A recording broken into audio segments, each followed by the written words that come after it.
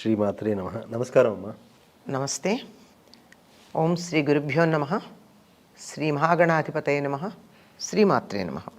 మన ఇంట్లో లక్ష్మీదేవి కలకాలం స్థిరంగా ఉండాలని అందరూ కోరుకుంటారు.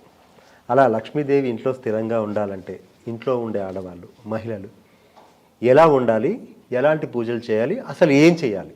లక్ష్మీదేవి పేరే చెంచల, కదులుతూ ఉంటుంది.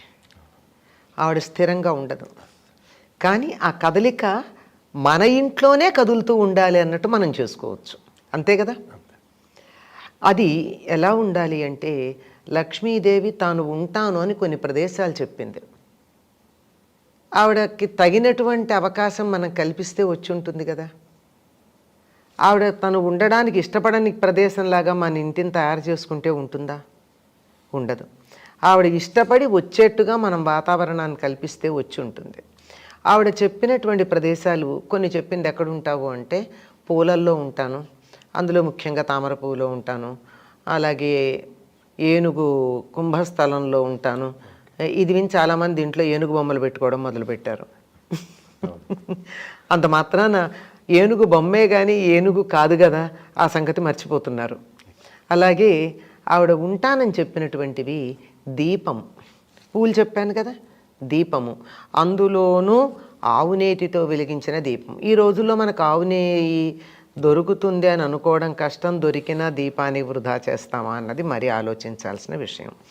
రెండో పక్షంలో కూడా తాను ఉంటానని చెప్పినటువంటి ప్రదేశం నువ్వుల నూనెతో పెట్టినటువంటి దీపంలో కూడా ఉంటానంది. కనుక దీపం ప్రధానం. తరువాత పువ్వులు, పసుపు, స్త్రీల యొక్క నుదుట కూడా ఉంటానంది. వీటితో పాటుగా ఎక్కడ శుచి ఉందో అక్కడ మాత్రమే ఉంటుంది ఆవిడ. శుచి లేనటువంటి చోట లక్ష్మీదేవి ఉండదు. ఇప్పుడు నేను చెప్పినవి కొన్ని మాత్రమే ఆవిడ ఉంటానని చెప్పినవి. ఇవి కాకుండా ఉన్నటువంటి ప్రదేశాల్లో వాళ్ళ అక్కగారు వచ్చి ఉంటుంది. ఎవరు వాళ్ళ అక్కగారు? దరిద్ర దేవత, జ్యేష్ఠాదేవి. ముందు ఈవిడ ఇలాంటి చోట్ల ఉంటుంది. ఇంకా శౌచం అంటే దీపం పెట్టమంటే పెట్టేస్తారని అనుమానం ఏం లేదు. లక్ష్మి వస్తుందంటే కిలోల కిలోల నూనె తెచ్చి దీపం పెడతారు. ఎందుకంటే బోల్డ్ వస్తుంది కదా అని ఆశ. పూలు అంటారా, అవి కూడా కిలోలు కొని తెచ్చి పెడతాం కాదు. వీటన్నిటికన్నా ప్రధానంగా ఇంట్లోకి వచ్చాక కదా దీపమును పూలు చూసేది. అసలు ముందేం చూడాలి? శౌచము, శుచి.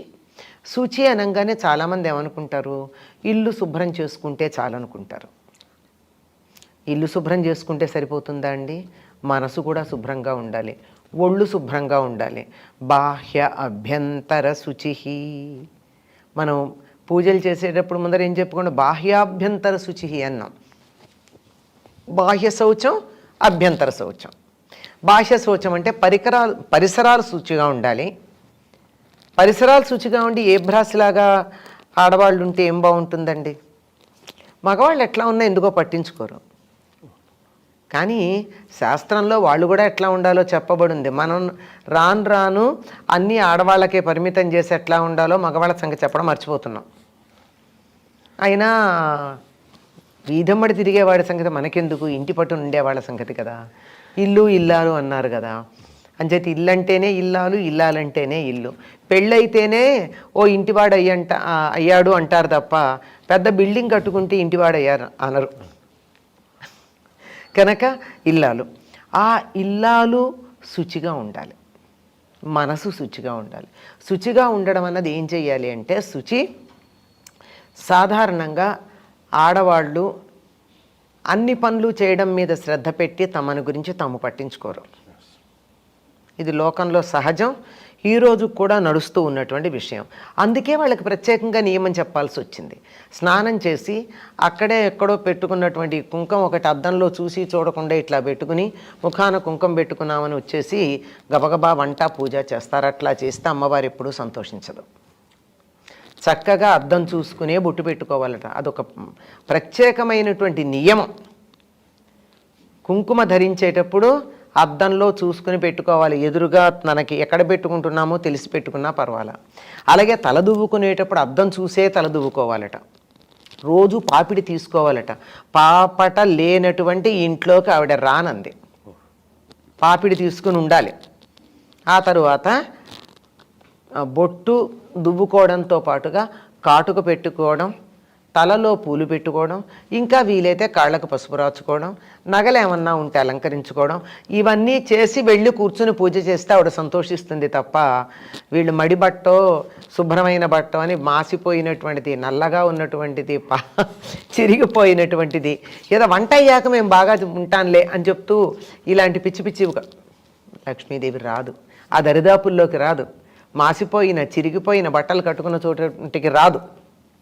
కనుక ఆడవాళ్ళు స్నానం చేసి చక్కగా అలంకరించుకున్న తర్వాత మాత్రమే పూజ చెయ్యాలి అనేది నియమం అండి. అప్పుడే లక్ష్మీదేవి వస్తుంది. సరే, బాగా భౌతికంగా అలంకరించుకున్నాం సరిపోయిందా అంటే మనసులో కూడా ఉండాలి కదా శౌచం. శుచి మనసులో కూడా ఉండాలి. అంటే ఎటువంటి కోపతాపాలు లేకుండా ఉండాలి. చిర్రుబుర్రులాడేటటువంటి ఇంట్లోకి అమ్మవారు రానని చెప్పింది. దెబ్బలాడుకునే ఇంట్లోకి, చెడు మాటలు మాట్లాడుకునే ఇంట్లోకి ఆవిడ రాదట. అందుకని మన ఇంటికి లక్ష్మి రావాలి అంటే చక్కగా నవ్వుతూ ఉండాలి, మనసు ప్రశాంతంగా ఉంచుకోవాలి, అందరితోనూ ప్రేమగా మాట్లాడుతూ ఉండాలి. పైగా ఆడవాళ్ళు కళ్ళనీళ్లు పెట్టుకోకూడదు. కలకంటి కంట కన్నీరులికిన ఇంట సిరి తానుండ నొల్లదు అన్నారు. ఏ ఆడపిల్లైనా కంట నీరు పెట్టుకున్నదంటే ఆ ఇంట్లో లక్ష్మీదేవి రాదట. ఇక్కడికి నేను రాకూడదు, నేను వెళ్ళిపోతున్నాను. అంటే అది భార్య కావచ్చు, తల్లి కావచ్చు, కూతురు కావచ్చు, చెల్లెలు కావచ్చు, కోడలు కావచ్చు, ఎవరైనా కావచ్చు. ఇంట్లో ఆడపిల్లల కంటి వెంట నీరు రాకూడదు. ఎప్పుడైతే నీరు రాదో అప్పుడు మనసు స్వచ్ఛంగా ఉంటుంది, ఆహ్లాదంగా ఉంటుంది. కనుక స్త్రీలని చాలా జాగ్రత్తగా చూసుకునే ఇంటికే సంపద వస్తుంది తప్ప మరో చోట ఉండదు. ఇది స్త్రీలు ఎలా ఉండాలని మీరు చెప్పారు. నవ్వుతూ ఉండాలి, ప్రేమగా ఉండాలి, ఇవన్నీ. అంతేకాదండి, లక్ష్మీదేవి ఇంట్లోకి రావడానికి భయపడి పారిపోయేది శౌచం అన్న చోట ఇంట్లో బూజులు వేలాడితే రాదావిడ. బూజు ఉండకూడదు.